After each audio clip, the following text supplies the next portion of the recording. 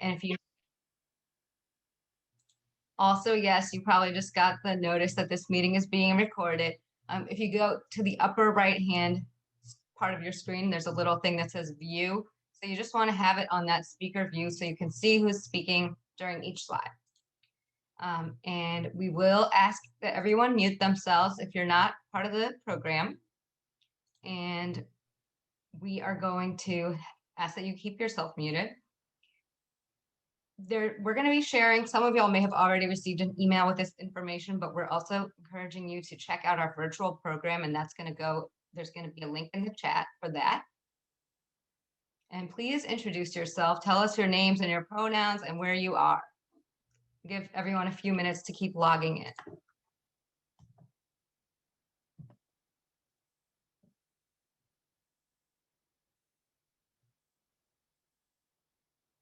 I'm Robin Barber from Lift, Louisiana.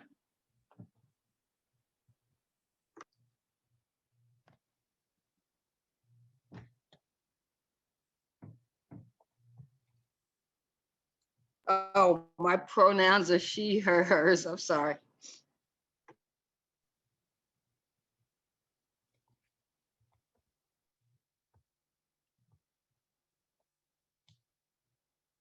Yeah, everyone, please go ahead. If y'all are just arriving now, go ahead and introduce yourself in the chat and say your pronouns and where you're located.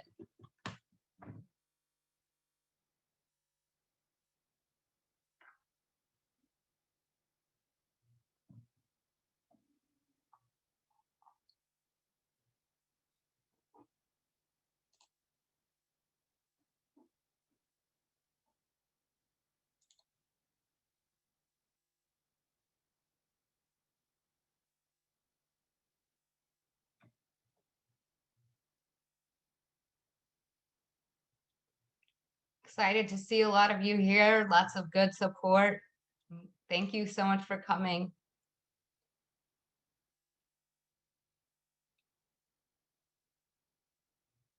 I see a few folks in New Orleans, Baton Rouge. I saw Shreveport. I saw a couple Atlanta, one New York.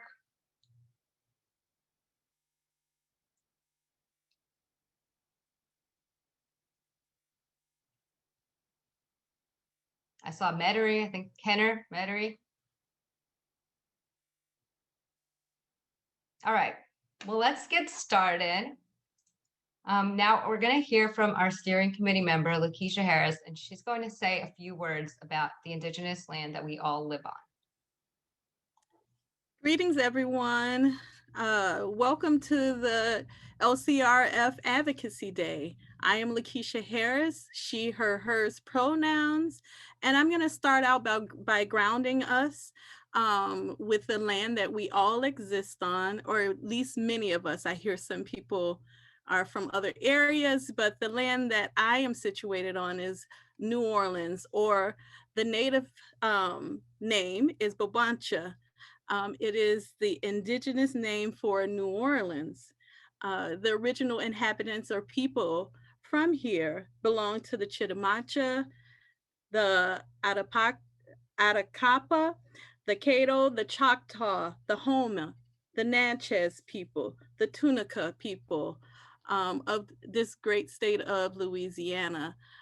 We invite you all to also look into the Native people, the indigenous people that existed on your land, and ground yourself in the truths of stolen land and colonization, so that we can all be honest about where we are doing this work as we go forward.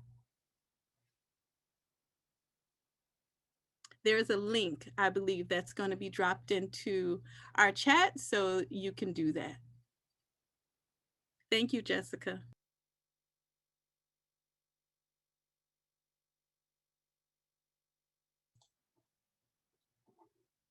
Thank you. I'm just going to give folks a minute to look up where you are and share with the group.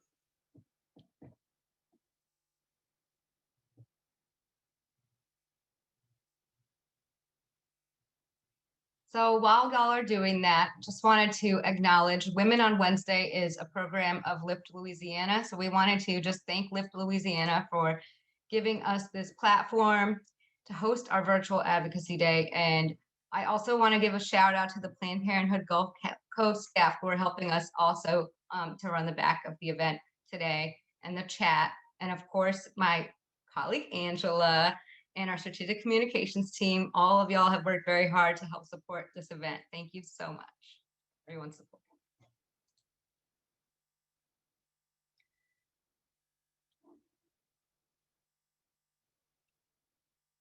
We're going to be closing the chat now so that we can kind of go on with the program. Y'all can still put things into the Q&A box, but after this point, the chat will be closed.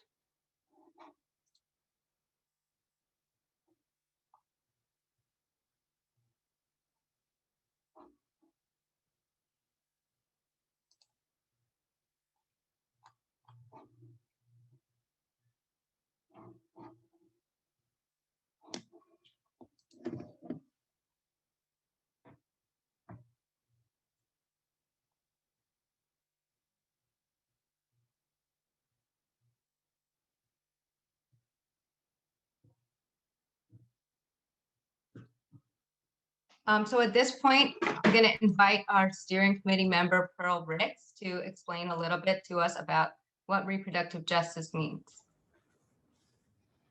Thank you, Jessica. Hello, everybody. And I'm really excited. I just want to share that. I'm happy to hear everyone chiming in, and thank you so much, Lakeisha, for grounding us in that land acknowledgement. I appreciate that. I want to share just a little bit about reproductive justice, because sometimes that can seem like really elusive to people. If you hadn't seen in the chat, my pronouns are they and them. My name is Pro Ricks. Sister Song defines reproductive justice as a human right to parent or not to parent, and also to raise children that you do have in healthy, sustainable, and safe environments.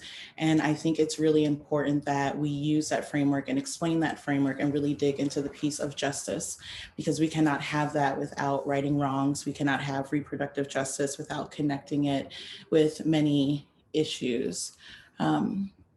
Let's see, sorry, I think someone, I don't know if y'all couldn't see my video before, but I just got a little warning. So if you can see me now, hi. But it's really important that within the framework for LCRF that we're loud and we're adamant that RJ issues are connected. It's not just whether or not you choose to parent, but also do you have access to living wages? Do you have access to healthy environments? Do you have access to safe communities? So I appreciate the space to share a little bit about RJ with you, and I hope that you learn more. And I appreciate you staying with us, and I will pass it back to Jessica. Also beforehand, I wanted to thank Women on Wednesday for providing this space and elevate that in the definition of reproductive justice. It says a human right, and that we need to make sure that as we're thinking about reproductive justice, it's not just focused on one body type. It is a intergender, intersex issue. It is trans, cis, non-binary, gender non-conforming, intersex individuals. It's a bodily right and a bodily autonomy type of justice we are seeking. So I hope that all of you will take that with you as we move forward through our night. And once again, thank you.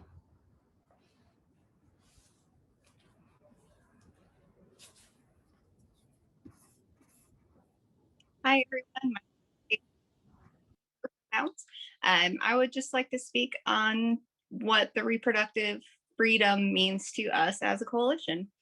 When we apply the reproductive justice framework to the issues we face in Louisiana, our coalition envisions a future where our personal freedoms and autonomy are made a reality. This is what reproductive freedom really means to us. LCRF works from the framework of reproductive justice, and this means that we center the needs of Black, Indigenous, and people of color in our work. Our work is not just about abortion or birth control access. Our coalition is fighting for the full spectrum of needs of the people in our state.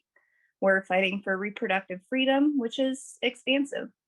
What reproductive freedom means to us is the freedom to live in safe communities and access safe housing, the freedom to be able to put food on the table and feed yourself and your family, freedom from violence and police brutality, the freedom to show up to work without hiding your identity or diminishing yourself to fit into ethnocentric beauty standards, the freedom to access healthcare, to meet your basic needs, including gender therapy and abortion, the freedom to give birth safely and be treated with dignity by medical providers, the freedom to do your job without the fear of criminalization. These are just a few of the things that we're fighting for in coalition with each other. Now let's hear from Jessica about LCRF.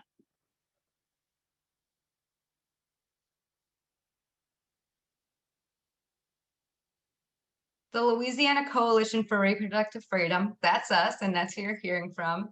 We are a statewide alliance of organizations and individuals that works to ensure sexual and reproductive health, rights, and justice for all people through advocacy, law, and policy change and movement building. Since 2014, our founding organizations have prioritized strengthening the coalition to build a unified policy strategy for advancing reproductive health, rights, and justice on a statewide level. LCRF's work involves advocating for policy change, engaging with elected officials, mobilizing people, and getting leaders and people involved with the work to collectively advance progress around reproductive health, rights, and justice in Louisiana. Our work is deeply connected to movements for racial justice, immigrant rights, LGBTQ+ rights, and other social movements impacting individuals from other marginalized groups and communities. And one of our big focuses is bodily autonomy. So I'm gonna hand it back over to our steering committee member, Michelle Ehrenberg, who's gonna talk a bit about the history of LCRF and what we've done during the past several years. Thanks, Jessica. LCRF was formed in 1989, and the coalition has taken on different forms and evolved over the first 25 years. The most recent iteration of LCRF was formed in 2014 to respond to proposed changes to the licensing regulations of abortion clinics.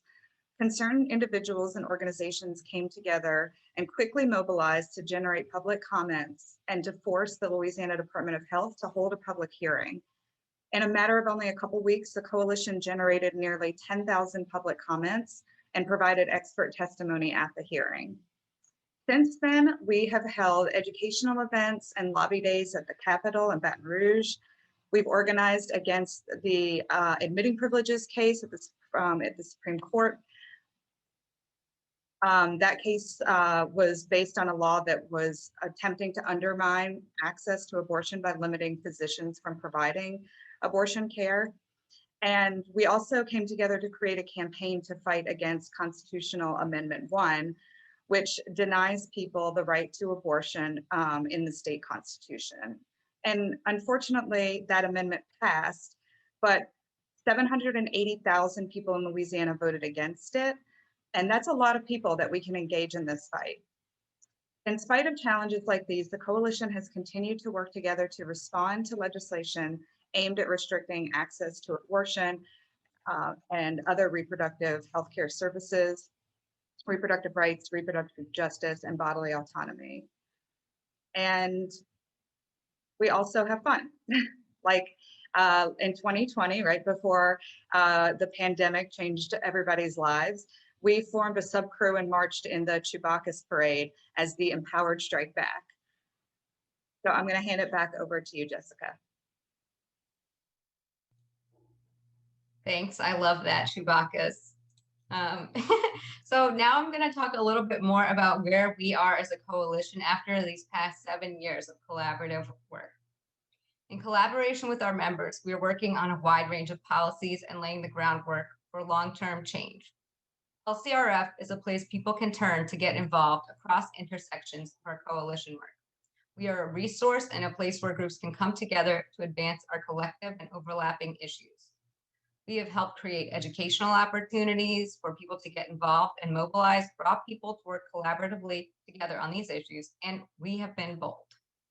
Just this year, LCRF groups have led efforts to decriminalize sex work, eliminate the pink tax on tampons and diapers, and race-based hair discrimination, fight anti-abortion bills, fight anti-trans bills that target trans youth, and more. And what we're up against now is that, again, we're going to be called on to be a place for people to turn for information and mobilization, supporting our member groups, ensuring that people can use their voices. We need to be organizing across the country and right here at home in Louisiana. Every year, we face more and more anti-choice legislation in our state. Restricting abortion is not enough for some of our legislators who also seem determined to limit bodily autonomy of Louisianans in other ways. This year alone, they've attempted to take away health care for trans youth while shooting down policies that would protect Black people to have the freedom to wear their hair in natural and protective styles, and laws that would protect LGBTQ plus people from housing discrimination. So they're really working against us in many ways. And let's be frank, we're also one of the worst states for abortion access. So I'm gonna let Angela tell you a little more about that. The Supreme Court just agreed to take up Dobbs v. Jackson Women's Health Organization, which is the last abortion clinic in Mississippi. This case challenges the constitutionality of abortions performed after week 15 of pregnancy. It is a direct attack on Roe v. Wade and the right to abortion. This case came out of Mississippi, and if our opponents win, Louisiana's 15-week ban would take effect immediately. And if Roe v. Wade is overturned, it could automatically trigger a complete ban, abortion ban in Louisiana and 10 other states. We've seen this before and we beat it. We will organize and we will fight back. Right before COVID broke out, our amazing LCRF leaders, look at them, y'all, they're amazing, went to Washington, D.C. to speak out against the most recent Supreme Court case, which attempted to limit access to abortion, June Medical Services v. Rousseau. We fought and we won. Since long before the most recent threat created by the Supreme Court case, Louisiana has been one of the worst states in the nation for abortion access. Our coalition members have been ensuring access and support in this tough environment for years, and we will continue to do so. Hope Medical Group in Shreveport, Delta Clinic of Baton Rouge, and Women's Healthcare Center in New Orleans provide abortions in Louisiana. The New Orleans Abortion Fund provides direct services to support abortion access. Women with a Vision works directly in the community, combining service and advocacy to address the social conditions and injustices that impact the most marginalized, changing the narrative about issues like sex work and ending the HIV epidemic. Planned Parenthood Gulf Coast provides direct healthcare services, medically accurate sex education, and advocacy work. REJAC is a source of information at the community level and provides Plan B and accessible community members around policy and advocacy. Louisiana Now organizes community members around policy and advocacy. Lift Louisiana advocates to push for the policies we need and halt ongoing attacks to our rights. Each group plays an important role in the movement, and together we can share information, capacity, and expertise. These are just a few of the leaders of our coalition of more than 25 organizations. Next, let's hear from our steering committee member, Patrice Sams Abayadun, who will speak about our coalition's relaunch.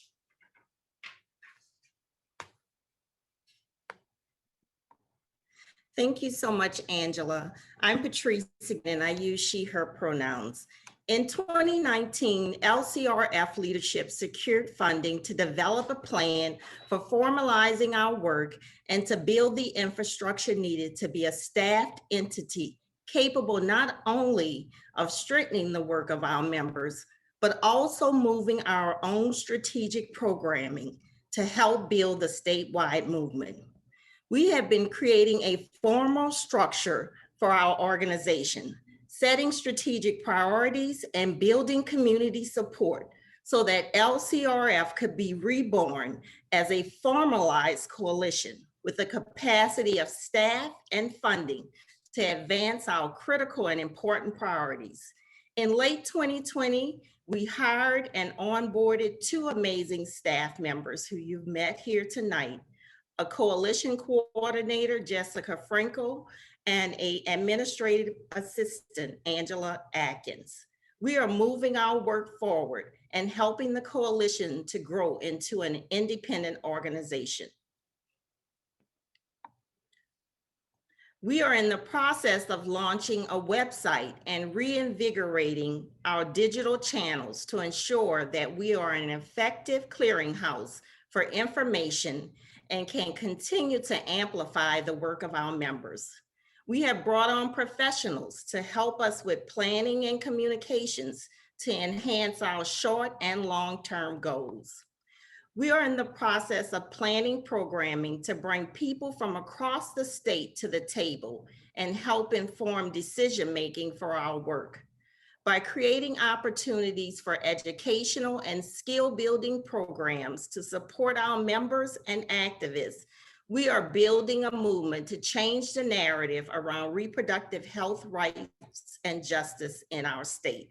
In the next year, we have plans to establish the coalition as its own independent 501(c) organization and begin collecting membership dues. So we hope that many of you will join us if you're not already a member.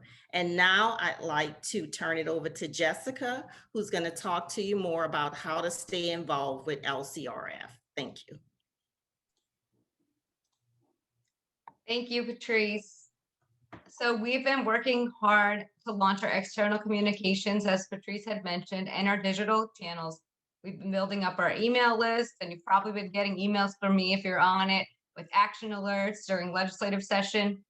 And we're also going to be sending out newsletters and information about what's going on with the new Supreme Court case that's going to possibly challenge Roe versus Wade, and also just spotlighting information about our partners. We're going to be that place you go to learn about what's happening, to get involved and support the coalition and its members. We also have our Instagram, Twitter, and Facebook up, and our Instagram, Twitter, and Facebook handle is @LouisianaRepro.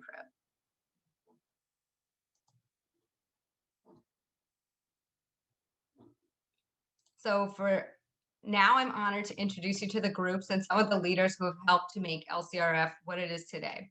The coalition has been working together and has come through a lot to get to where we are after the last 7 years. All of you inspire me, and I'm proud to be a part of this work.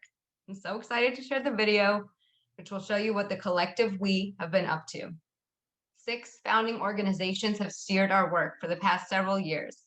That's Lift Louisiana, New Orleans Abortion Fund, Louisiana National Organization for Women, Planned Parenthood Gulf Coast, Reproductive Justice Action Coalition Collective, REJAC, and Women with a Vision. Hope Medical Group for Women, also based in Shreveport, recently joined the steering committee as well.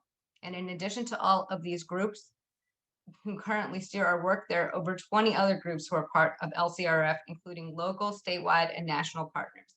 We're in the process of a relaunch, and there will be new opportunities for membership coming soon. So let's check out the video.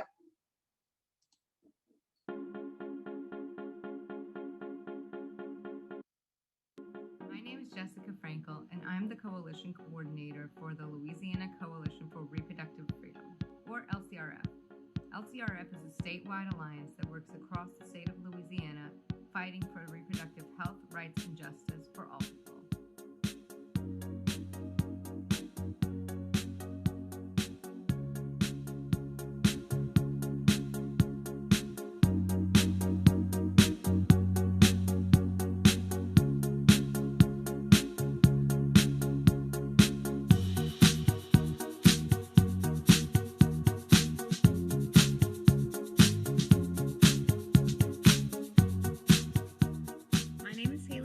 Director of Patient Advocacy at Hope Medical Group in Shreveport, Louisiana.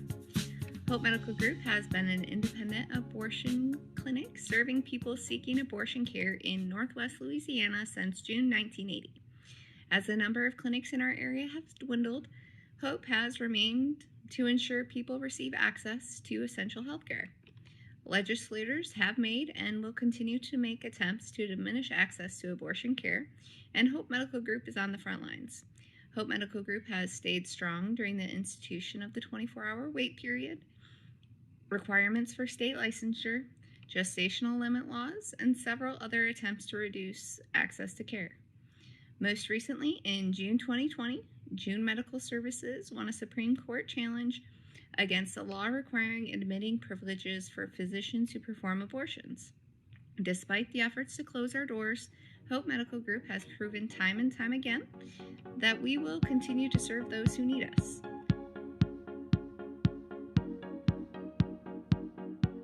Hi, I'm Michelle Ehrenberg. I'm the Executive Director of Lift Louisiana.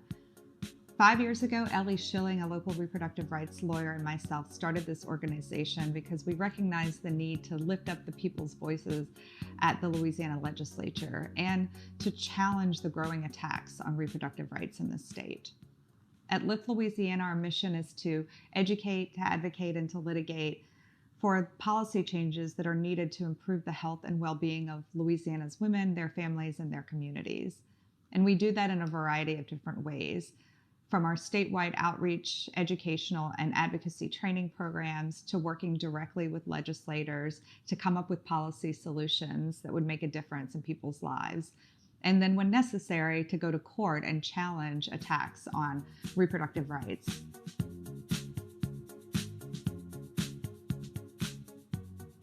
Women with a Vision was founded in 1989 by a collective of Black women from New Orleans. They saw how the convergence of the HIV epidemic and mass incarceration were decimating their communities. And so these four mothers did what Black women always do. They set their hands on building what their community needed. We are a collective of Black women who do amazing community organizing, policy, community engagement. If I had to think about how women in our community describe Women with a Vision, we're home. When I describe the work of Women with a Vision, I'm talking about the space that they have held for Black women and New Orleans and in the South.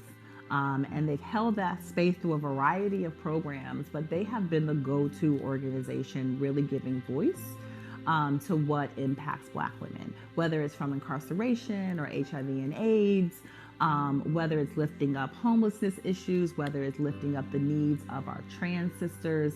They have been a consistent voice in community for them. They're there inside Orleans Parish Prison, right? When no one else was providing resources and services to the women who were being held there. And Women with a Vision has been a consistent presence.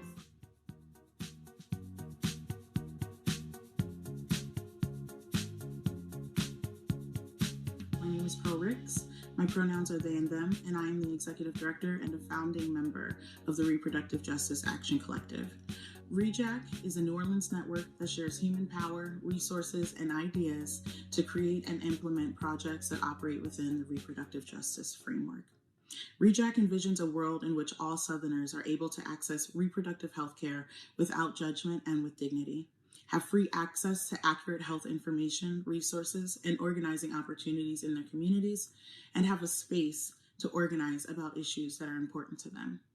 You may know REJAC through our Plan B NOLA program that offers free and by donation emergency contraception, our website canigetabortioninlouisiana.com that offers abortion access information about East Texas, Louisiana, and Mississippi, or even our issue education and advocacy that we offer boldly around bodily autonomy and health, abortion access, and how policies and laws impact our communities, as well as how we can build power.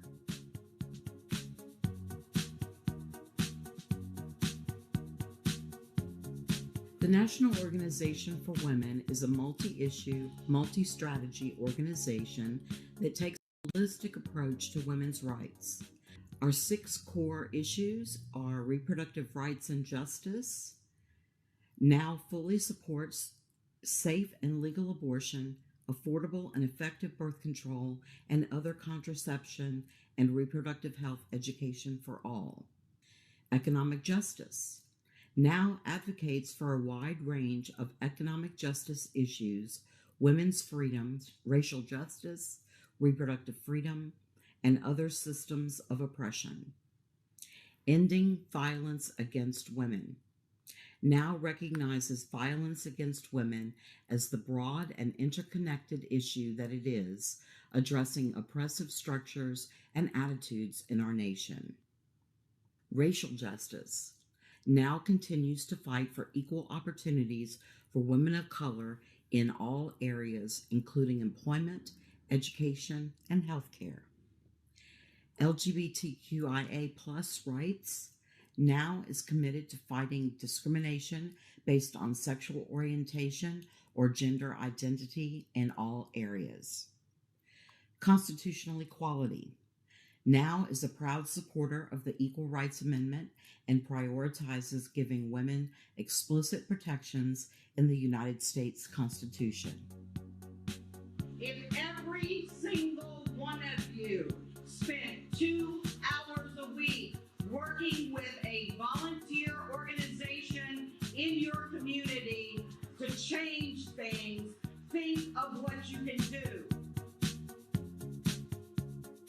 In Louisiana, we have chapters in Baton Rouge, New Orleans, Shreveport-Bossier, and Ruston, Grambling. I'm Patrice Sams Abiadun, and I use she, her pronouns, and I'm the Vice President of Strategic Partnerships for Louisiana here at Planned Parenthood Gulf Coast.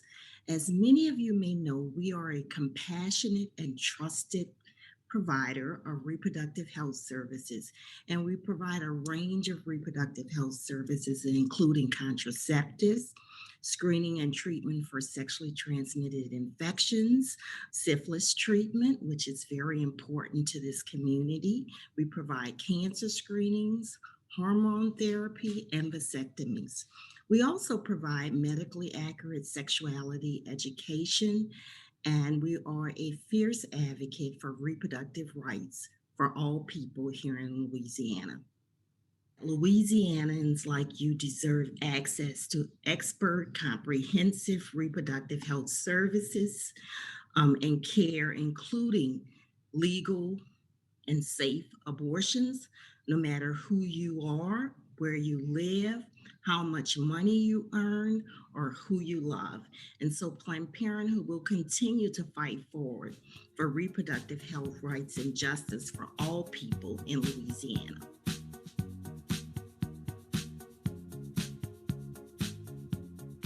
My name is Chastity Matthews, Regional Organizer of North Louisiana for the New Orleans Abortion Fund, where our mission is to challenge socioeconomic inequalities by providing financial help to people who cannot afford the full cost of an abortion. NOF was founded in 2012 to provide financial assistance to folks seeking an abortion.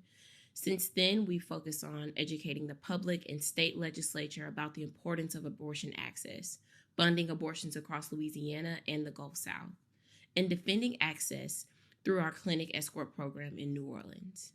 Working with local medical providers, we provide compassionate and empowering assistance to patients seeking abortions who are unable to fully fund their abortions and distribute pledges as available. NOF affirms a person's right to bodily autonomy, self-determination, and moral agency, because without access, there is no choice. A core part of my job outside of community building is informing the community about legislation that harms reproductive freedom, abortion access, and bodily autonomy. This legislative session has been quite the battle, with several anti-abortion and anti-trans bills up for vote. That is why working in coalition with one another is so important. Working with coalition with one another allows organizations to share ideas, work without reinventing the wheel, plan efficiently, and truly show the intersectionality between initiatives. Partnership is essential to advocacy, and that is why it is a core function of NOF's community building and outreach efforts.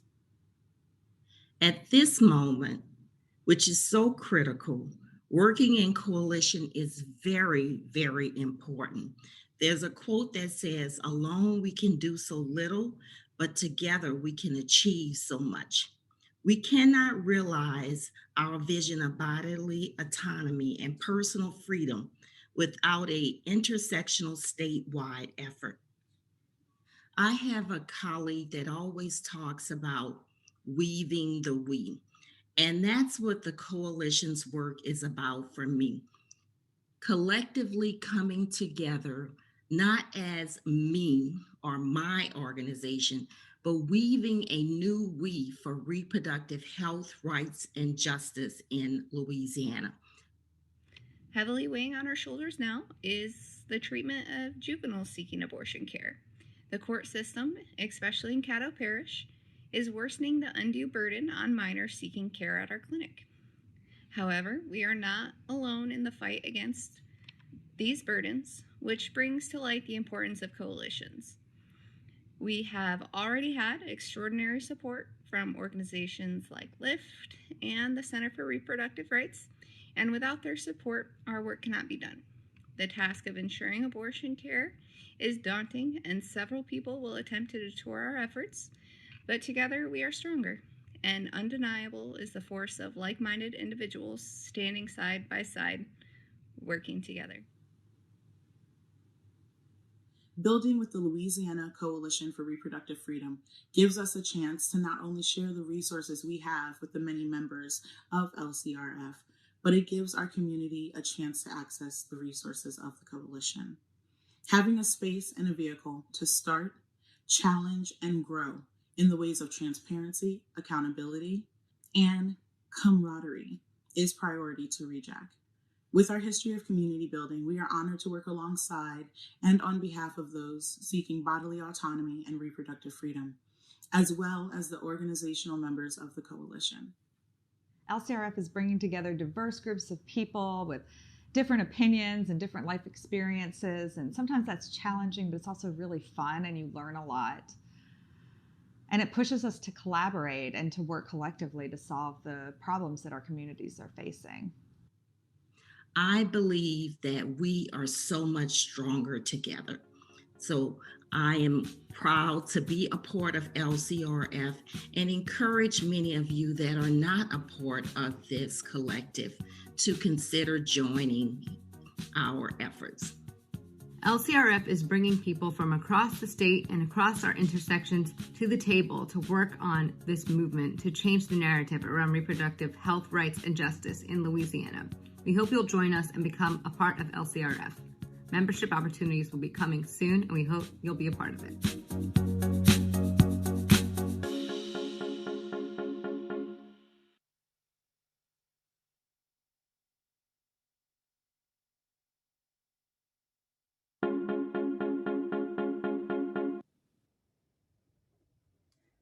Hi, everyone. I'm Chastity Matthews, and I represent the New Orleans Abortion Fund. And I'm also on the LCRF steering committee. That video was amazing, and I'm so glad we got to share our work with all of you. It's exciting to see how much we have accomplished together, and I'm looking forward to the future of LCRF. Now, it is my honor to introduce tonight's keynote speaker, Blair Imani. She's someone I admire a lot and actually had the privilege of attending quite a few LSU classes with her. And I'm really excited to share what she has to say with everyone. Blair is a critically acclaimed historian, social activist, public speaker, educator, and influencer. She got her start in reproductive justice organizing at Louisiana State University and has since become a key figure in advocacy for reproductive freedom and bodily autonomy. Blair is someone who truly embodies what we hope to be as a coalition. She is a person who brings her perspective and leverages her knowledge to be a resource for others in the pursuit of social change, including reproductive justice and freedom. Without further ado, let's welcome our keynote speaker, Blair Imani.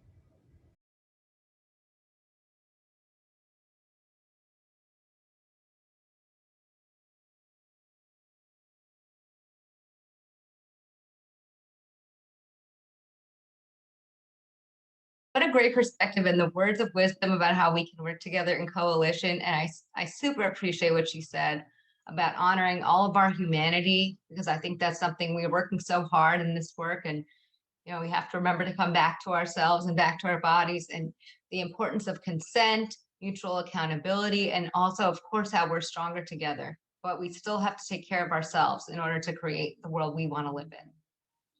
So I'm going to move forward and pass it on to Michelle for the next part of our event.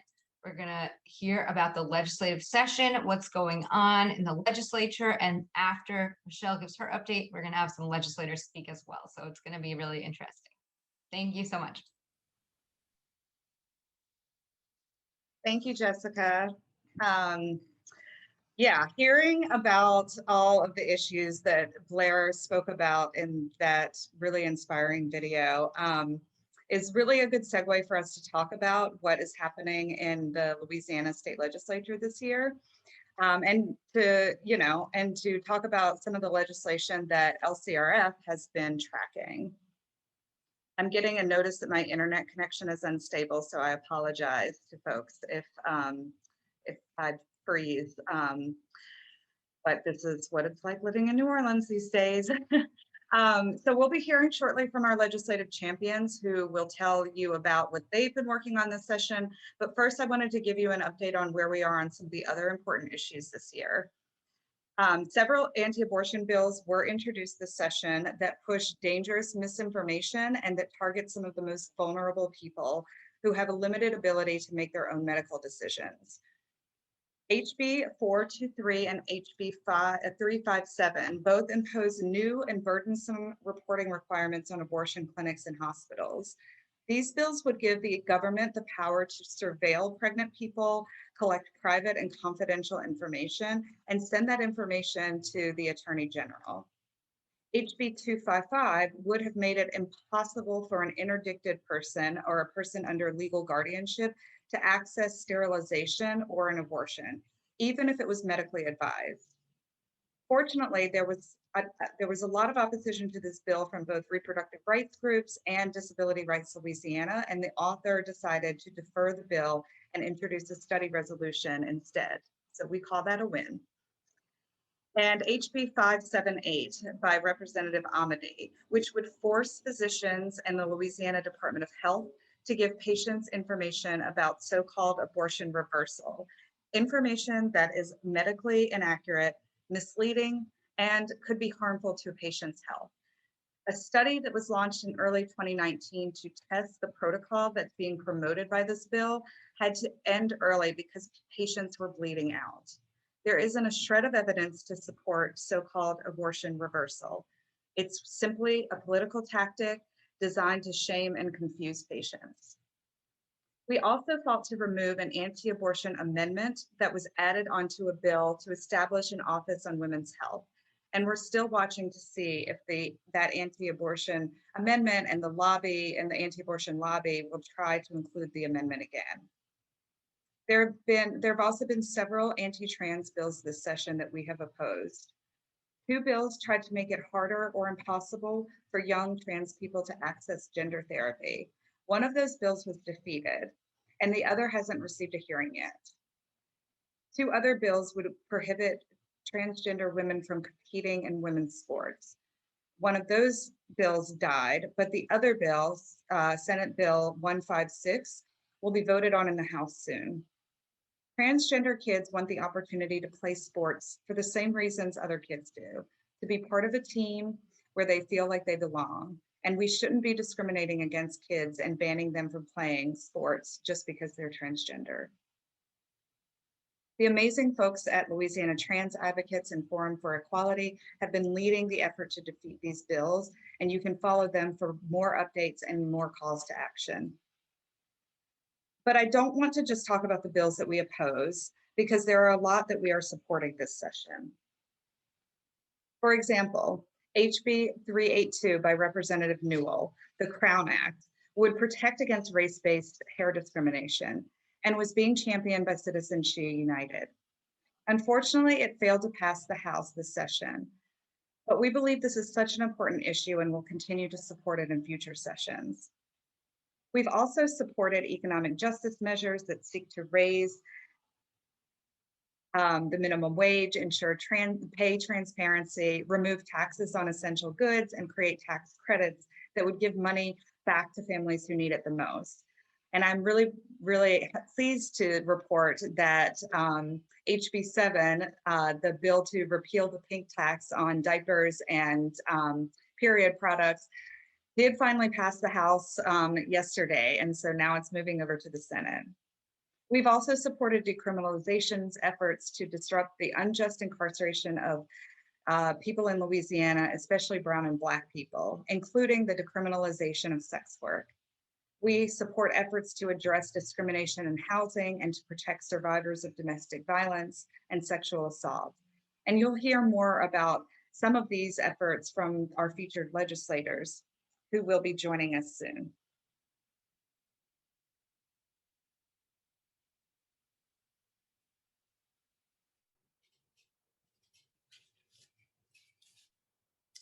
Hi, who are my state elected officials? You can use the link in the chat to be able to look up your legislators' information. And I suggest that you put their phone number and email address in your contact list. And that way you will be able to contact them much faster the next time.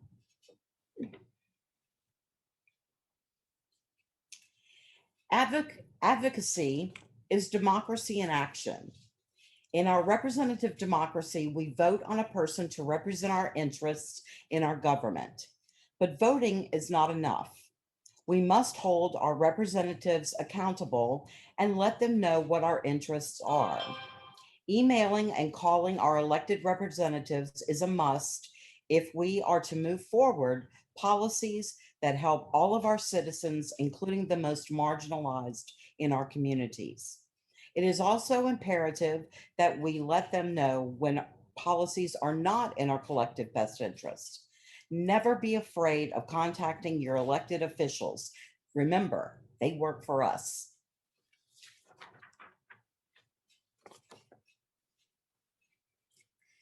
I'd like to introduce you to a few of our legislative champions. Each has brought bills that pertain to reproductive health, rights, and freedom, including LGBTQ+ rights, economic justice, access to vital health care for birthing people, sex work decriminalization, prohibiting discrimination based on criminal justice history, providing tax credits for families, housing protections, racial equality or racial equity, gender equality, and more. They have done so many important things this session, and this is just the highlight. Let's hear from them directly about what they've been up to. Representative Jason Hughes represents District 100 in the New Orleans area. This year, his bills include increasing the earned income tax credit, appointing more women to post-secondary education boards, and bills that have to do with economic justice and racial equity issues. Representative Mandy Landry represents District 91 in the New Orleans area. This year, she introduced bills to decriminalize sex work and extend Medicaid to 1 year for postpartum birthing people. Representative Matthew Willard represents District 97, also in the New Orleans area. This year, his bills include Fair Chance Hiring Act, providing health insurance coverage for maternity services provided by certified nurse midwives, certified professional midwives, and doulas, and the Working Families Tax Credit. Representative Amy Freeman represents District 98 in the New Orleans area. This year, she introduced bills to eliminate taxes on period products, diapers, and incontinence supplies, housing rights for domestic violence victims and LGBTQ+ persons. First up, let's hear from Representative Mandy Landry.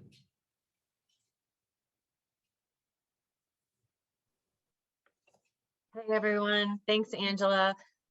Thanks for having us tonight. We had another long day at the Capitol.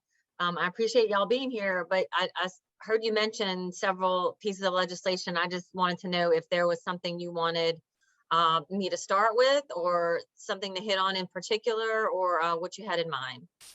Why don't we start with the sex work decriminalization bill and work our way to the Medicaid extension for postpartum birthing people. Okay.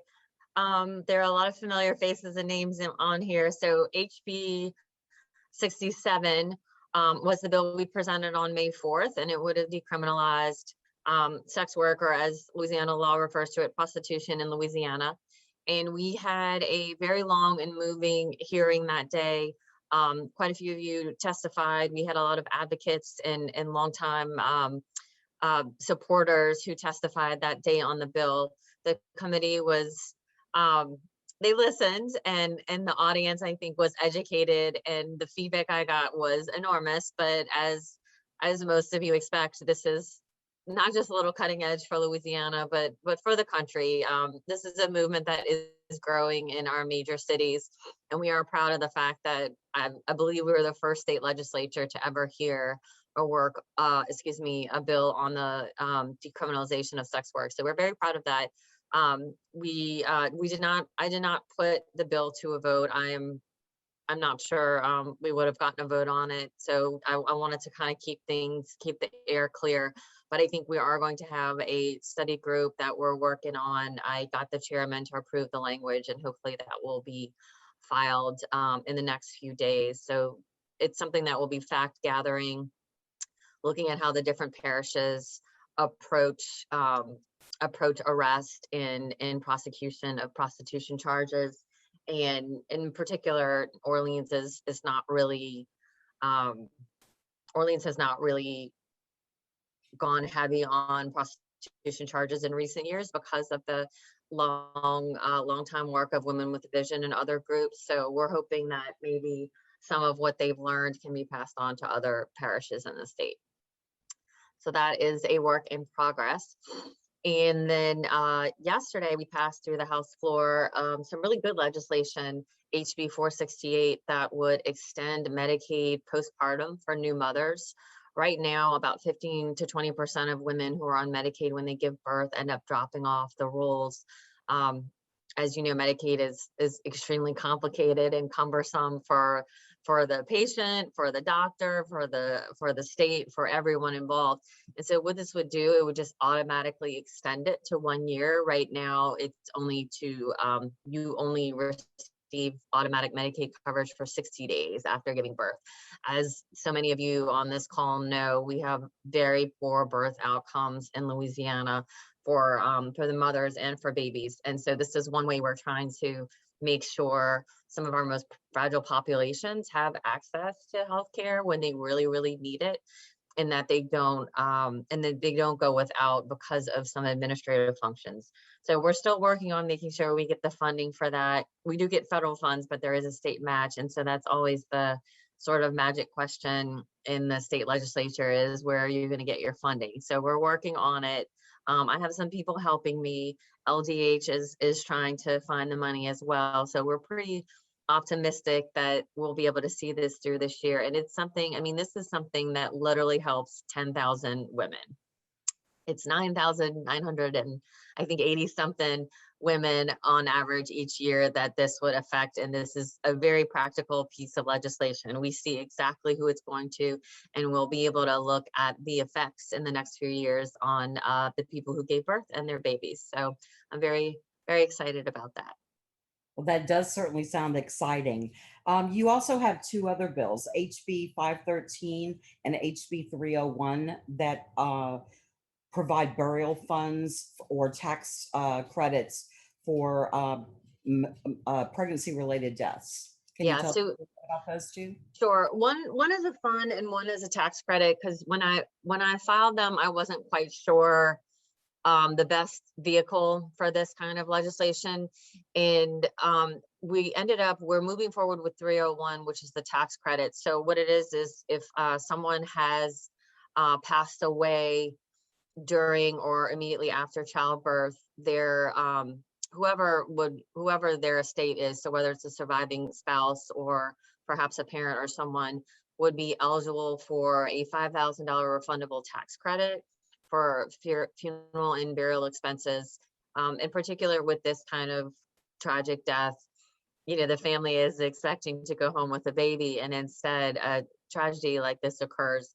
So we're trying to kind of get at that need when that happens. ideally, I would like for this to be a fund that would just hand out, hand out a check when this happens. The legislature isn't quite there yet. That's another thing that we need to work on a little more to show the importance of this and fund it and put some money in there. But for now, the tax credit is something that they pass through the House pretty easily. And so that's on the Senate side now, and hopefully will be heard in committee next week. Well, that's very good news. Very good news. Thank you very much, Representative Landry. You're welcome. Let's hear from Representative Jason Hughes. He's going to speak about HCR 20, ensuring that women are appointed to state education boards, HB 660, the increased earned income tax credit. Representative Hughes, go ahead, please. Welcome.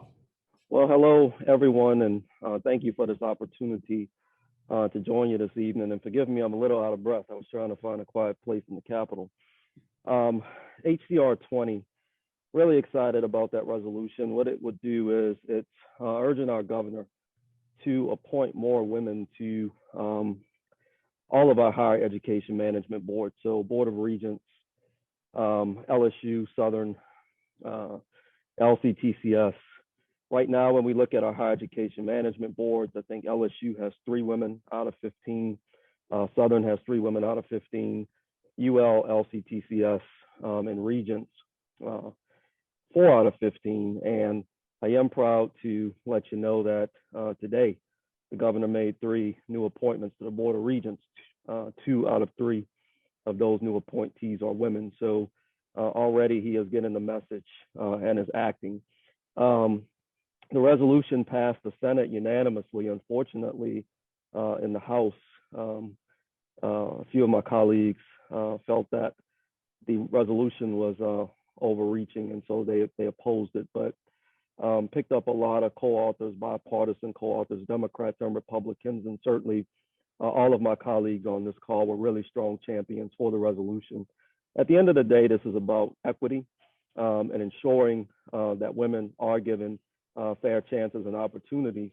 And when we look at higher education, not just at the board level, but when we look at our presidents, our chancellors, most of them are men. When we look at all of our system presidents, all 4 of our system presidents are men. And so there's a gross disparity. I worked in higher education in the early 2000s. I saw the disparity firsthand then. And now that I'm in a position to do something about it, unfortunately, the disparity still exists, and so wanted to address that. And so we are optimistic about potentially making some progress around that issue. Regarding House Bill 660, which is the Earned Income Tax Credit, that obviously would direct money to individuals, particularly childless workers. This bill would help many of our frontline workers that never stopped working throughout the pandemic. It will also help many of our senior citizens. The bill has run into very heavy opposition in the House. I am continuing to negotiate to try to move that bill as soon as possible. But one tax credit that we did get to move, myself and Representative Willard co-authored the Louisiana Youth Jobs Tax Credit. And what this will do is it will incentivize our businesses statewide to hire youth between the ages of 16 to 24 that meet one of a wide range of criteria. And what this will do, it will give our youth essential skills. It will put them in the workforce, and hopefully it will help put them on a path to prosperity. So Representative Willard and I got that out of Ways and Means on a unanimous vote. And earlier this week on Monday, it passed the House, I think 76 to 18 on a very strong bipartisan vote. So it now heads to the Senate, Revenue and Fiscal Affairs. We're going to work extremely hard to get that over the finish line, but really proud and committed around families, children, and women. Those have really been my primary focus this session. And just want to thank each and every one of you for the work that you do, and certainly look forward to the discussion and happy to answer any additional questions. Thank you very, very much for all you're doing for women in the legislature. Um, we know that you and some of your colleagues have concerns about Representative Amity's abortion reversal bill. Can you talk to us a little bit about that, please? Yeah, concern is putting it nicely and mildly. To say the least, it's a horrible bill. It's a horrific bill. I am the only member, unfortunately, from New Orleans that serves on health and welfare. And I was able to ask some very pointed questions around that bill. It's problematic for various reasons, but at the end of the day, the bill is seeking to direct the Louisiana Department of Health to issue information about a drug that is still deemed to be experimental, has not been approved by the FDA. And when you look at the clinical trials, women that participated in clinical trials over the past 2 years, on a couple of the trials, they actually had to stop them because women started hemorrhaging. And so, you know, we've seen data so far that is really, really concerning. And so it's a terrible bill. Unfortunately, when it came to a voting committee, I did object, but it did get out of health and welfare, and it got out of the House, and so now it's on the Senate side. But you know, the irony of that bill, the same individuals who are saying it's okay to promote this drug, even though it's deemed to be experimental, are the same individuals that are saying we should not be promoting vaccines because they are claiming that those are experimental. The difference is all three of the vaccines currently on the market, Pfizer, Moderna, and Johnson & Johnson, have all been cleared by the FDA, and this quote-unquote abortion reversal pill has not. Thank you very, very much. I'm happy to see that there are major concerns about that bill, and hopefully it won't make it all the way through. Thank you very much, Representative Hughes. I'd like to move on to Representative Amy Freeman to speak about HB 7, the pink tax, HB 282, and HB 375. And Representative Freeman, go ahead, please. Thank you, Angela, for having me on. And I'm sorry I was running a little late. I'm dealing with some education matters for committee tomorrow. So I was running from one place to another. And and hopefully y'all can hear me because I don't have my microphone. So if you can't hear me, I guess text the chat. Okay, good. So HB 7, good news to report is that yesterday, see, we don't know what day it is up here. It's a vortex sometimes of time. So yesterday, I was able to move that off the House floor. 62 votes in favor was the final vote. And so that is the exemption of the feminine products and diapers. Today, I had a brief conversation with Chairman Allah on the Senate floor that he has assured me a fair hearing on Wednesday or Thursday of next week. So that's hot off the press. I'm not even sure if I had time to tell my other colleagues that I was able to at least get him to agree verbally to a hearing. So I'm hoping that we'll continue to move that. Of course, the fiscal note on that bill is the main concern. I mean, I personally don't understand. It's a very, very, very, very 0.001% of the budget or something like that. And it's really something that needs to be done. I ask for anybody on this Zoom who has relationships with any of the senators who might be on Rev and Fisk, Chairman Allah's committee, to reach out personally. I can tell you for certain that certain House members changed their votes based on conversations with women in their district, with daughters in their district, with nieces. So, I mean, I would say I picked up a good 5 or 6 votes that weren't with me on the floor from personal conversations about why this is a necessity. And why it shouldn't be a tax because it's a necessity, right? So I'm proud to continue carrying this bill. My friend, former Senator J.P. Morrell carried it for so many years. And in fact, many of the people who are still serving, who served with him will say things like, oh, is this that tampon thing that JP carried? I mean, Yes, it is. You know, they don't want to talk about it. I said, well, then fund it and we won't be talking about it anymore. So I'm working very hard to get the 10.5 million in funding with the federal funds that are coming down. We have to make up the revenue and say where it's coming from. We can't use any federal funds to make plugs. So I'm working on it. So I appreciate any advocacy on that. And then I guess, Angela, the next bill you want is HB 322. Is that right? The LGBTQ housing. Oh, okay. All right. I have different numbers in my head. Okay. Okay. So the LGBTQ housing equality bill was really very simple. It was just to put us in line with federal law, right?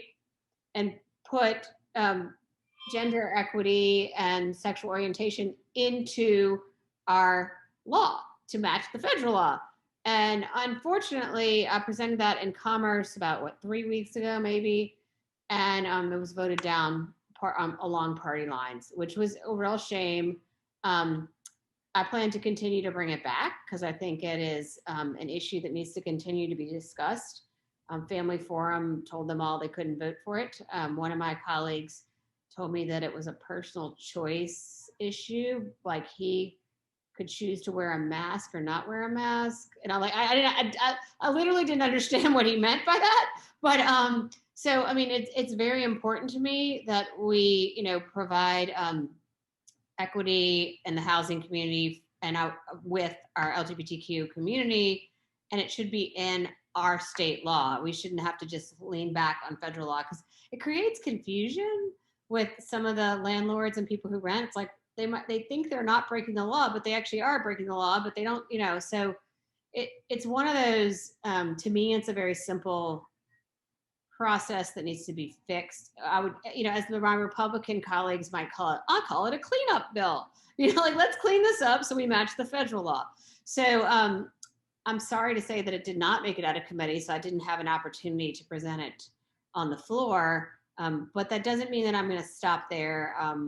I tend, as my mom sometimes tell me, I tend to not drop a point sometimes. So that's just on my list of points that I'll continue to make as I serve the district and District 98 and New Orleans. And House Bill 375, the housing protections for survivors of domestic violence. That's the sexual assault lease termination bill, I believe. Is that the one you're talking about? Because I have HB 55 that deals with domestic violence. That one specifically deals with lease termination for for victims of sexual assault. I had filed that one pre-COVID, and because of COVID, you know, and only being able to carry so many bills, I didn't run it last year. So I filed it again. The good news on that is that I was able to work with the apartment association to get the language in that they weren't going to try and kill my bill. And I guess I can also understand that landlords want to make sure that they have protections and such. So I was able to work with them. They were able to come to the table in support of the bill. And we worked with the Sexual Trauma Awareness Response Group, STAR. And that bill is waiting for governor's signature. So that one is gone through the process. I had several students that I didn't know were going to come and testify on behalf of that bill. And because LSU was still in session, so it was I think it was all LSU students who showed up to testify. But I think from what my understanding is, while that bill can help anybody who is the victim of sexual assault, the previous law that was in place dealt with the domestic violence sexual assault and partner relationships or spousal relationships. And this one could deal with, you know, a situation where there might be somebody that they didn't know very well, or it could have been a student. And sometimes the students who came to testify did actually talk about how challenging it was and how they couldn't go back to their apartment again. And one student specifically told us that her parents continued to pay the rent even though she moved home to live with them, which is not the case for a lot of people. Like that's just rare that would be the way things could work out. So I'm proud that one is waiting upon signature of the governor will be law. So, well, congratulations. Thank you so much for joining us tonight. And we're going to move on to Representative Matthew Willard. And Representative Willard is going to speak to us about HB 190, the Medicaid coverage for midwives and doulas, and HB 480 and HB 707, the Fair Chance Hiring Act, and HB 659, tax credit for families. Representative Willard. Thank you, Angela. Good evening, everyone. It's a pleasure to be here with you. So HB 190 actually just passed off the Senate floor today. It does have to come back to the House side for concurrence. During the process of us making amendments, we omitted the definition of a doula, so we had to put that back in Senate committee, which means it has to come back to the House for concurrence, but I don't think we'll have any issues. So very excited to report that update. HB 190 deals with insurance reimbursements for midwifery care. So one of my focuses and priorities in the legislature is to address the poor birthing outcomes that we have in the state of Louisiana. I'm sure everyone on this call knows that we have the highest rate of maternal mortalities in the nation. We have the second highest infant mortality rate, and we have a high number of cesarean pregnancies, low birth weight babies, preterm deliveries. It's just overall, Louisiana is not a great place for a woman to give birth. So I did a lot of research toward the end of 2019 and early last year to look at different ways that states were addressing some poor birthing outcomes. And I came across a lot of research and data that says access to midwifery and doula care actually improves birthing outcomes. And so I began working with a collective of midwives and doulas from across the state, really, to form this policy to start moving us in that right direction. In my brief time in the legislature, I'm on the insurance committee. I understand how things work, and I know that insurance companies can often kill bills in committee, so you can't even get it to the floor. So what I did was I took what we originally proposed, which was the big goal, which included increasing reimbursement rates for midwives and assuring that doulas could get reimbursed as health coverage. And so I took that bill to the insurance companies. We went back and forth on a series of amendments and got the bill into a posture that the insurance companies were okay with. So what HB 190 will do, hopefully when it comes back to the House for concurrence and hopefully the governor signs it, it states that any insurance policy providing for pregnancy benefits must reimburse midwives at the same rate of a doctor. So if a doctor is reimbursed at 80% of their costs, a midwife gets reimbursed at 80% of their costs. I also heard from some midwives who said they were having trouble getting reimbursed at in-network rates.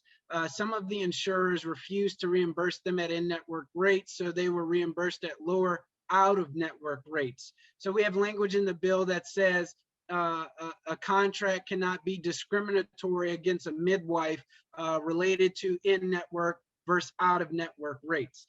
And then the last thing that the bill did, we couldn't go forward with the insurance mandate for doula coverage, for doula care this year. The insurance company said that they want to study it, they want to look at the data, they believe that it improves birthing outcomes, which overall will mean lower costs for them, but they said they needed more time to study it. And one of the recommendations that they had was that we set up a statewide registry board to start that process. And the process is similar with acupuncturists and chiropractors and social workers. They essentially have a regulatory board composed of their own members that kind of set forward the policies and the licensing protocols. So we set up a registry board composed of midwives and doulas from across the state to begin that process. So that's HB 190. Hopefully next week we can celebrate with the passage and it moving on to the governor's desk. The next bill, I guess, that I'll talk about had a very different outcome, and that was HB 659, which was referred to as the Strong Families Tax Credit. Essentially what it did is it implemented a statewide child tax credit in Louisiana. If you're familiar with the American Rescue Plan signed by President Biden a couple of months ago, he actually expanded the federal child tax credit, the amount as well as the families who are eligible to collect on that child tax credit. This may be, news for all of you, but Louisiana has the second highest rate of child poverty in the nation. We actually have 1 in 4 children in Louisiana living in poverty. In my district, it's about 1 in 3. And in the African American community, it's almost 45% of African American kids in Louisiana living in poverty. So it's a serious issue. And it's actually an issue that if we address it up front, it's cheaper for the state of Louisiana as opposed to waiting on the back end. And the reason for that is pretty simple, right? Children growing up in poverty typically complete fewer years of education. They typically experience more occurrences of trauma, which will lead to mental health issues, which incurs additional costs to the state. They're more likely to end up in our correction system, which incurs more cost to the state. And so it's cheaper to address it on the front end. So what HB 659 would have done in its amended form is provide families with the $300 refundable tax credit, which means if you have a zero balance, if you have a zero tax liability to the state of Louisiana, you would get a $300 check from the state of Louisiana. And that could go towards school supplies, school uniforms, nutritional food. That could go to transit or a car repair. And that credit would have gone to single filers making up to $40,000 in income and joint filers making up to $80,000 in income. And it would have applied per child. So it would have been $300 per child for children 0 to 6 years old. And so it was on the House floor yesterday. The Democratic caucus was trying to negotiate with the Republican caucus, and we kind of had a gentleman's agreement. And, we were under the impression that this bill would move from the House floor onto the Senate. However, yesterday I was informed that a lot of the Republican members had concerns about HB 659, the child tax credit, because the fiscal cost to the state was $60 million a year. But remember what I just said, it's actually much cheaper, it's exponentially cheaper to address poverty on the front end than on the back end. And so I heard their concerns. I understood that I probably did not have the votes to pass this bill from the House floor, but I thought that the children in Louisiana and our families living in poverty deserved a shot. And so I took a chance. I ran the bill yesterday, and the board was full of red. We had a lot of no votes on that bill. And, it really was a sad day for the people of Louisiana. But I'm committed to this issue, and hopefully moving forward, we can see some progress on this issue. The last bill that I'll talk about is House Bill 707, which provides for a fair chance in hiring process for our formerly incarcerated individuals in the state of Louisiana. It does a few different things. It's actually a compromise bill. You rarely hear this, but I've actually worked with LAB on this bill because it had to go to the Labor Committee. I ran a paid sick leave bill last year that died an awful death in the House Labor Committee last year. And so to avoid that, I went to LAB and I said, is there any way we can work together on this bill? And so they presented a series of amendments. We had counter amendments, and then we moved forward. And at the table, I was actually there with LAB presenting this bill because they understand that when our formerly incarcerated people don't have a shot at, securing employment, we're doing a disservice to everyone. What we're really asking them to do is go back into the world and try to make it on their own. And that often doesn't happen, and it contributes to the recidivism rate in Louisiana, which makes us the incarceration capital in the nation. So what HB 707 would do is it would say that an employer, when requesting a background check, cannot request information that did not lead to a conviction. And if they do receive information that didn't lead to a conviction, they have to ignore that information. It also lays out a few other steps related to convictions, such as offering the applicant an opportunity to explain what happened. Consider how much time has elapsed since the offense. Consider the nature of the crime, and does that have a direct impact on the job responsibilities for that applicant? And the final thing it does is it says that if an applicant requests to see that background check, that they be provided that background check. So I'm very happy about that bill. We actually have that up in Senate Labor tomorrow. So I'm hopeful that we can get that passed and move on to the full Senate for a vote. That sounds terrific. Terrific. Thank you, Representative Willard. Thank you. LCRF is committed to educating policymakers about the way that laws impact not only women, but also the trans men and non-binary people that can get pregnant and have abortions that would be impacted by these bills. I'm going to ask a couple of questions. Representative Freeman and Representative Willard, what is the importance of coalition building in advocacy work? Could you talk about specific examples of times when coalitions have supported legislation that you have introduced, or a time when you have seen the power of a coalition in supporting legislation or social change and moved the needle that you may have been a part of or witnessed?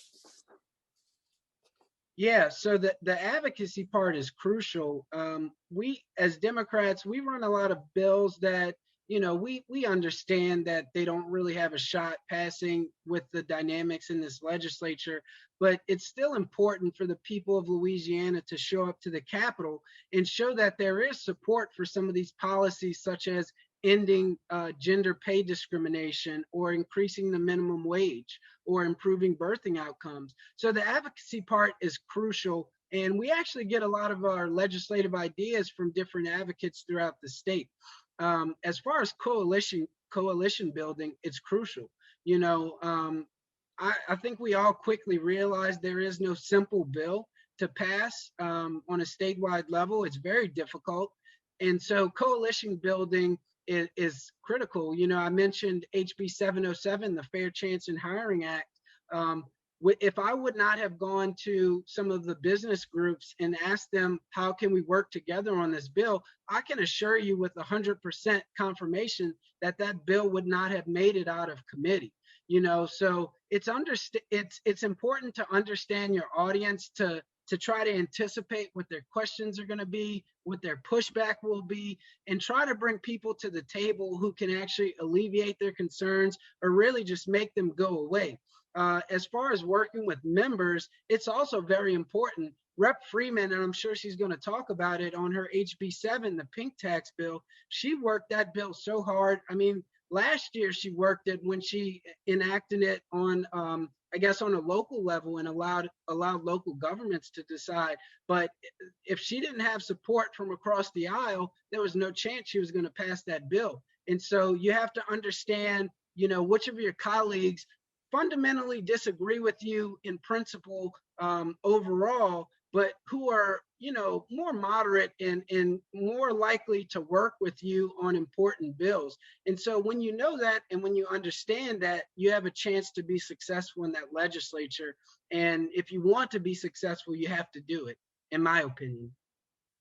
Yeah, and I'll just add, Angela and everybody on the call, to some of what Representative Willard just said.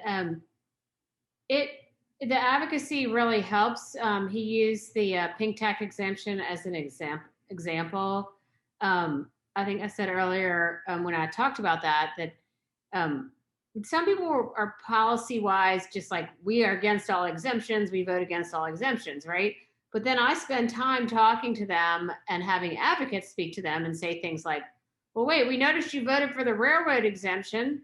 So could you have, while the exemptions still exist, we don't have a lower tax rate, or if you want to take all exemptions out and lower the tax rate, we'll start talking about that. But we're not there yet. And we have exemptions, and this is why.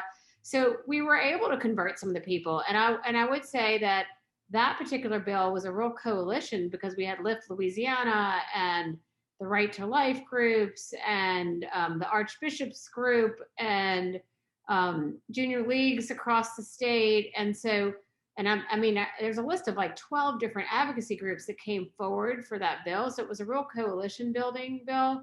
And that can be really helpful. And even in the first trans sports bill that came through the education committee, we had a lot of people come testify against that bill and explain why it was bad. We were able to kill that particular bill before it made it any further.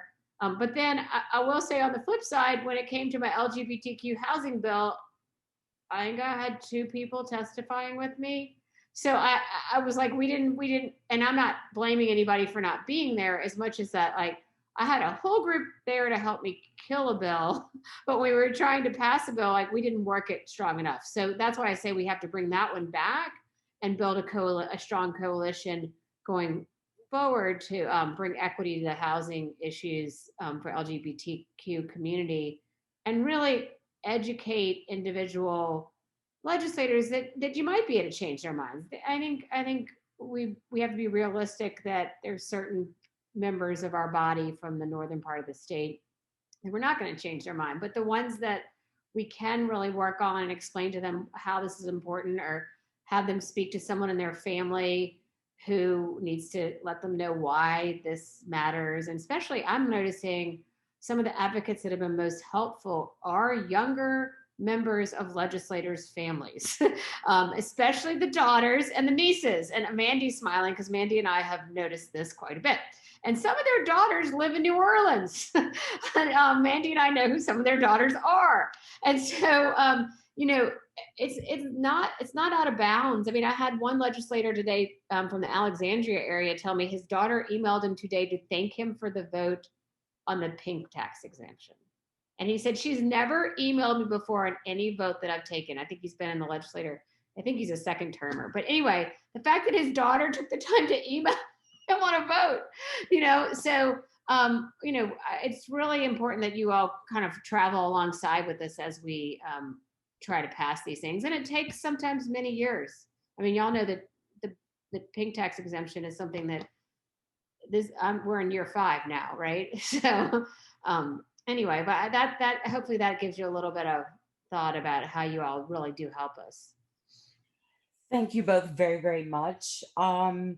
Representative Landry and Representative Hughes, how do you think that we could be more effective in educating your colleagues about these issues of reproductive health, rights, and justice, including the fact that oftentimes we are fighting for intersectional basic needs? How can we be better at lobbying them to advance these important causes? Guess I'll go.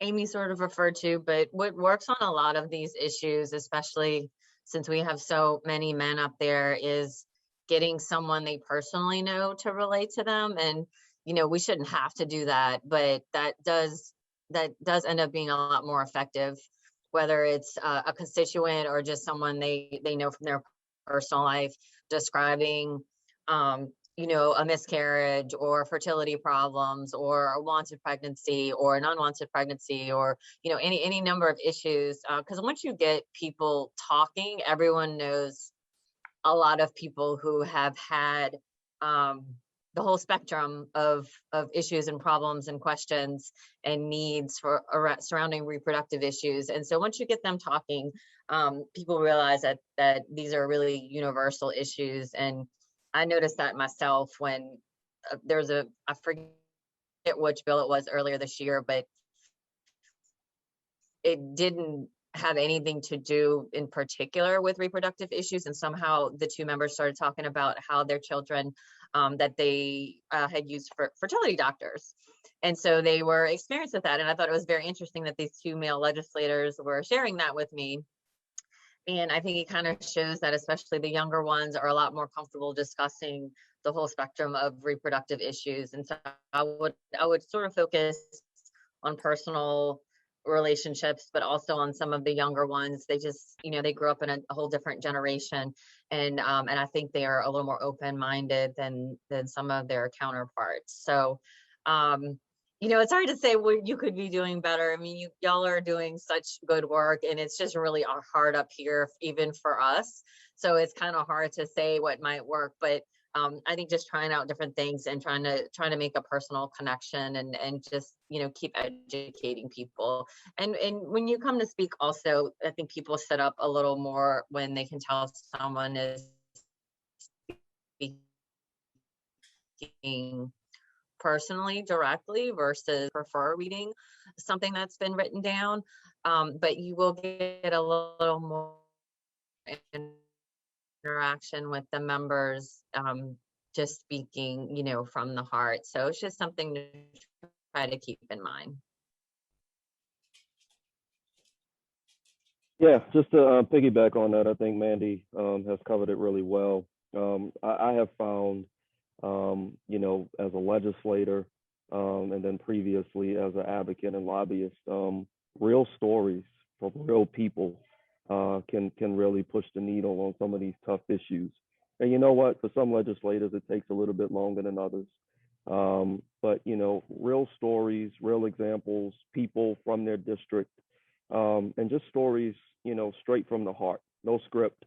I think can really tug at people's hearts. I'll tell you, I filed a bill this session extending the statute of limitations for victims of child sexual abuse. And I was told by some pretty powerful people in this legislature that my bill was dead on arrival, but just kept going. Just decided to deploy, real people, real victims who actually asked me to file a bill. And, it has really moved my colleagues on both sides of the aisle. So you guys are doing some great work. And I would just say, keep doing what you're doing. And, let's keep pushing. Thank you. Everyone, please give a round of applause to our 4 legislative champions. And we thank all of you for joining us tonight, and good luck. And we will be right there with you every step of the way. And I'm going to turn it back over to Jessica to wrap up for the evening.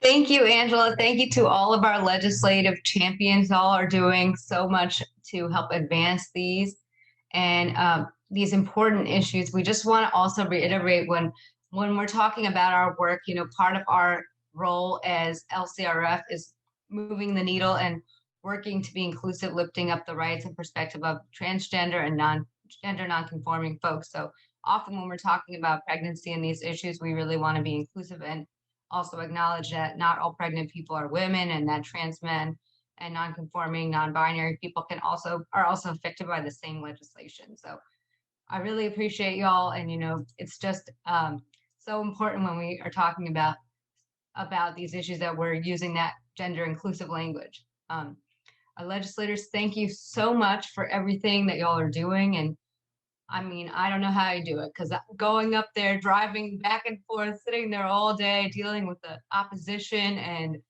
people just not being willing to work with you, it seems very exhausting. And I mean, we work hard as advocates, but y'all are there in the trenches every day. So I have the utmost respect and admiration for y'all. I really appreciate everything that you do. I appreciate your staff too. And I was once a legislative aide, so I know a little bit about that, but not too much. But just really, really appreciate everything you're doing, and thank you so much. And we just wanted to see if any other folks had any questions about LCRF or had any other questions for the legislators who are still here. You can drop that in the chat. I'm just going to talk because I'm a talker. This is Ellie Schilling. I just want to say to the legislators that are still on, it has really been a game changer, like this new class of you guys, like a new crop of progressive legislators being in the House. It's a huge game changer. We obviously have a long way to go in terms of hopefully electing more people of similar, like-mindedness. But already, I mean, we can, talk to Jason and he'll ask important questions at the Senate Health and Welfare Committee, which is the worst committee in the entire world. Representative Hughes, you did that very bravely. And, you know, and clearly because you believed in what you were saying. And obviously Representative Landry and I go way back. You know, she's an amazing ally to us that we can, you know, figure out amendments to propose and, you know, background on what's going on with this or who to talk to. And just for all of you guys, then it is a huge game changer. We need to work on this in the Senate. I realized a couple of days ago that like, I don't really even know who we have in the Senate anymore, man. It's a little bit bleak. But anyway, that's all I'll say. Thank you guys for sure. What you're doing is like, not just in terms of the bills that you're proposing, but also all the background strategy work that you do with us and that you do it like willingly and enthusiastically. You know, but we've always had allies, but it would often be difficult to get them to really ask questions on the floor or really ask questions in committee. And so your constituents are watching and they do appreciate it. So thank you. And I agree, Ellie. I think I've seen a lot more enthusiasm after seeing some of y'all speaking out, and just people are really excited about what you're saying. And I think they're just excited to hear folks who are like-minded speaking up for our rights and not just taking it lying down, if you will. After so many years, you know, the state, I feel like at times we're so disenfranchised in terms of the voter suppression and gerrymandering that not only in Louisiana, but in many states in our country. But I truly feel this is just something I'm personally passionate about, that the way that our districts are drawn is intentionally, you know, trying to disenfranchise folks. So we really have more work to do in terms of making a change so that we can have representation that's fair and represents the actual people. But we also really, really appreciate y'all being our representatives as well.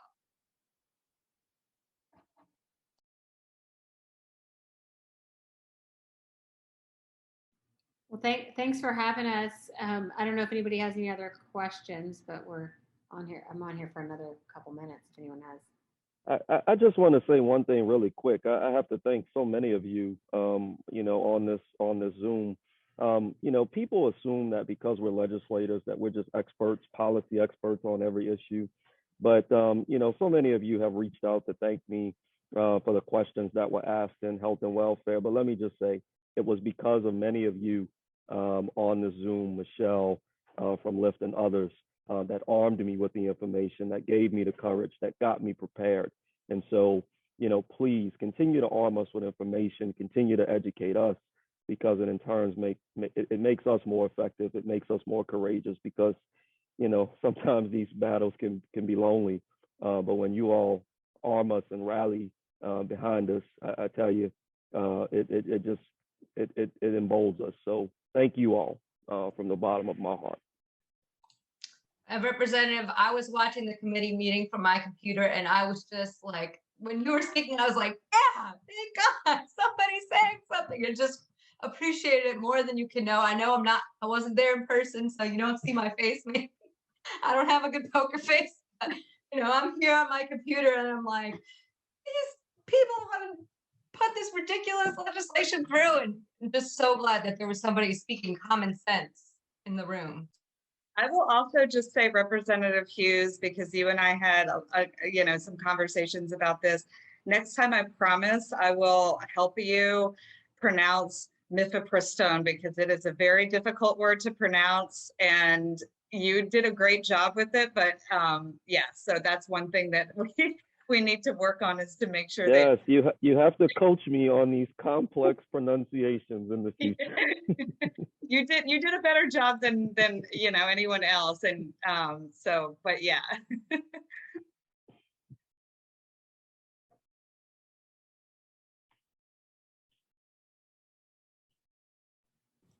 Do any of our steering committee members have any final words?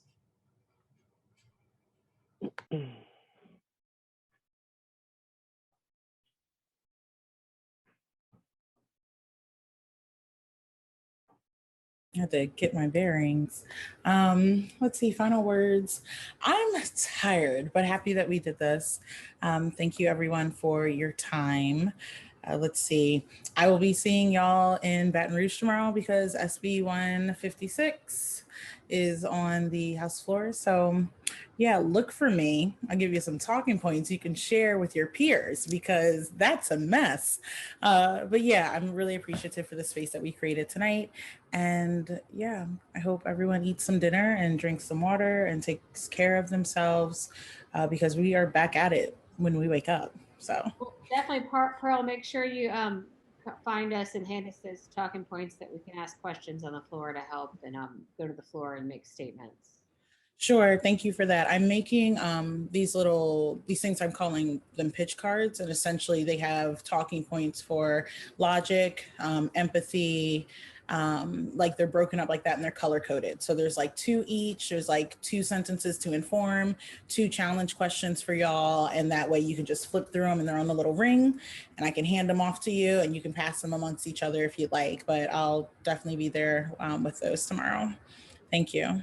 Thank you. Which actually, Representative Freeman, to your point, we should thank you. You are the only person who objected to the travesty of the abortion reversal bill on the floor. So thank you. You spoke on it, and yeah. So I think so many people didn't understand it. No, he's trying to make a point. You know, like, anyway, it seems. Well, one of the big problems, and this will obviously be continuing to be a problem as the session starts to come to a close, is that they're moving bills super fast. And so everybody is just saying, as you teased about before, like, this is just a cleanup bill, or like, all this bill does is X. And like, it's not all the bill does, like, at all. And so, you know, it's a challenge for us, and it's a challenge for you guys to be on top of all of these different bills. But you know, when that works, then it works. And you know, one of you guys can be like, hey, wait, no, this is not all that this bill does. People should stop for a minute and we should actually debate it, as opposed to like it just slips through.